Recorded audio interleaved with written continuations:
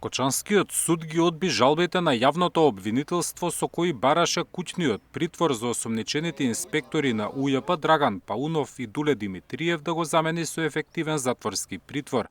Советот од тројца судии при Основен суд Кочани, постапувајќи по изјавените жалби од страна на ОЈО Кочани против решенијата на судија на претходна постапка со кои спрема двајца осомничени им беше определена мерка за обезбедување присуство куќен притвор, ги одбил изјавените жалби на ОЈО Кочани против истите и донесените решенија на судијата на претходна постапка ги потврдил, се вели во кусото соопштение на судот во Кочани.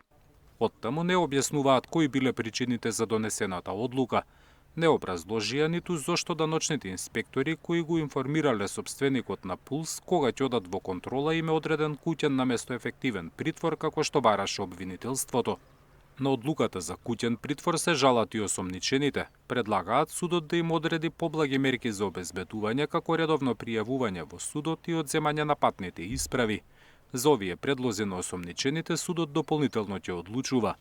Паунов, кој е брат на председателката на Кривичниот суд Даниела Димовска и неговиот колега Димитриев, осомничени се дека како даночни инспектори редовно го информирале сопственикот на Пулс кога инспекциите ќе влезат во дискотеката. Со истрагата се опфатени уште 6 вработени во УЈП од Штип и Струмица, за кои судот одреди мерки за предпазливост.